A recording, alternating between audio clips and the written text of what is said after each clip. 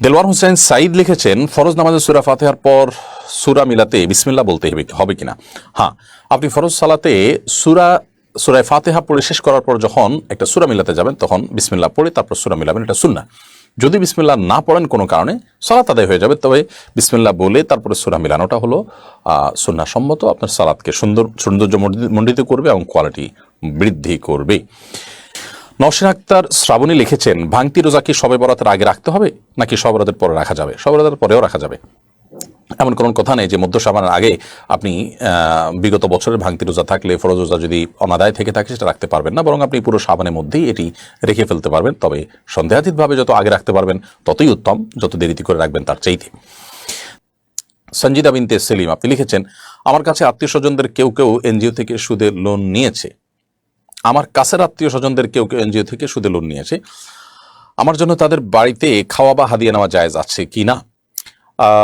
ভাই সেলিম, যারা এনজিওগুলো থেকে সুদে লোন নিয়েছে তাদের যদি এটা ছাড়া অন্য হালাল উপার্জনের ব্যবস্থা থাকে, আপনি তাদের বাড়িতে খেলে সেটি জায়েজ হবে। তবে যদি আপনি তাদের সেই খাবার অ্যাভয়েড করেন তাহলে সবচাইতে উত্তম হবে এবং সবচাইতে নিরাপদ হবে। এবং সেই সাথে আমাদের মনে রাখতে হবে যে আত্মীয় স্বজন কেউ যদি অন্যায় কোনো কাজে লিপ্ত হয় তাহলে সেক্ষেত্রে তাদেরকে অন্যায় থেকে বিরত রাখার জন্য সর্বোচ্চ চেষ্টা আমাদের থাকতে হবে। এমনি রবিউল ইসলাম লিখেছেন, নামাজের শেষ বৈঠকে তাশাহুদ, দরুদ শরীফ এবং দোয়া মাসুরা পাঠের শুরুতে বিসমিল্লাহ বলতে হবে কিনা? জি না, আমরা সালাতে সূরা ফাতিহার শুরুতে প্রত্যেক রাকাতে আমরা বিসমিল্লাহ পড়বো, আউযুবিল্লাহি বিসমিল্লাহ দুইটাই পড়বো, আর সূরা ফাতিহা শেষ করে অন্য সূরা যখন মিলাবো তখন শুধু বিসমিল্লাহ পাঠ করবো। এছাড়া দোয়া মাসুরা, আত্তাহিয়াতু বা অন্য কোনো কিছুতে সালাতে আর আমাদের বিসমিল্লাহ পড়তে হবে না। শুধু সালাতে নয়, সালাতের বাইরেও আমরা যখন দোয়া, দরুদ, সকাল সন্ধ্যার দোয়া ইত্যাদি পড়বো তখন আমাদেরকে বিসমিল্লাহ পাঠ করতে হবে না দোয়া শুরুতে, কারণ বিসমিল্লাহর যে উদ্দেশ্য সেটা দোয়া পাঠের মাধ্যমেই কিন্তু আদায় হয়। তাছাড়া এখানে বিসমিল্লাহ পাঠের কোনো নির্দেশ নেই, যেটা কোরআনের শুরুতে রয়েছে। সত্যের শনি গাড়ি থেকে আপনি লিখেছেন, ইসলাম কি পুরুষদের জন্য কোনো নির্দিষ্ট পোশাক আছে? ইসলামে পুরুষদের জন্য নির্দিষ্ট কোনো পোশাক নেই, এমনকি মেয়েদের জন্য নির্দিষ্ট কোনো পোশাক নেই। তবে পোশাকের ক্ষেত্রে কিছু নীতিমালা আছে। মেয়েদেরকে ওড়না পরতে উৎসাহ দেওয়া হয়েছে।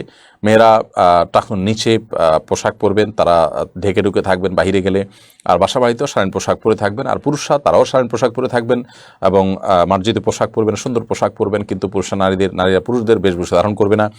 অন্য ধর্মের মানুষদের ধর্মীয় কৃষ্টি বহন করে, মার্কা বহন করে সেরকম কোনো পোশাক পরবেন না। সেই সাথে পুরুষরা খুব বেশি পাতলা পোশাক, মহিলারাও খুব বেশি পাতলা পোশাক পরবে না যে শরীর দেখা যায়, এবং খুব বেশি টাইট পোশাকও পরবে না। এই জাতীয় কিছু নীতিমালা দেওয়া রয়েছে। অতএব সেই নীতিমালাগুলোকে অবলম্বন করে পৃথিবীর যে কোনো দেশে যে কোনো পোশাক প্রচলিত আছে সেই অঞ্চলে পোশাক পরিধান করাটা ইসলাম কর্তৃক অনুমোদিত। এরপরে মুসলিম মুসাফির আইডি থেকে আপনি লিখেছেন, আমাদের মসজিদের ইমাম মাঝে মধ্যে ধূমপান করেন। আমার প্রশ্ন হলো, ওনার পিছনে নামাজ হবে কিনা? ইমাম সাহেব ধূমপান করে, খুব বিরল ঘটনা। যদি কোনো ইমাম সাহেব ধূমপান করে থাকেন তাহলে সেক্ষেত্রে তিনি প্রকাশ্যে ফাসিকিতে লিপ্ত, প্রকাশ্যে গুনাহে লিপ্ত। এরকম ইমামকে ইমামতি থেকে বাদ দেওয়া উচিত এবং তার জায়গায় ভালো কোনো ইমাম নিয়োগ করা মসজিদ কর্তৃপক্ষের দায়িত্ব। যদি আপনি অন্য কোনো মসজিদে বা অন্য কোনো ভালো ইমামের পেছনে সালাত আদায় করবার সুযোগ থাকে তাহলে আপনি ইমামের পেছনে সালাত আদায় করাটাকে অ্যাভয়েড করবেন। যদি সেরকম কোনো সুযোগ না থাকে, আশপাশে অন্য কোনো মসজিদ না থাকে, জামাতে সালাত আদায় করার আর কোনো বিকল্প পথ না থাকে, তাহলে সেক্ষেত্রে আপনি ইমামের পেছনে সালাত আদায় করলে আপনার নামাজ হয়ে যাবে ইনশাআল্লাহ তাআলা। এবং জামাতে সালাত আদায়ের গুরুত্ব কিন্তু অপরিসীম। এমডি আব্দুল মজিদ লিখেছেন, আমি বেসরকারি প্রতিষ্ঠান হতে অবসর নিয়েছি। আমার কল্যাণ ফান্ডের জমানো টাকা উঠানোর বিশেষ প্রয়োজন, কিন্তু টাকা তাড়াতাড়ি পাওয়ার জন্য কিছু টাকা দিতে হয়। আমি গ্রস্ত এ অবস্থায় টাকা দিয়ে জমানো টাকা উঠানো যাবে কি না?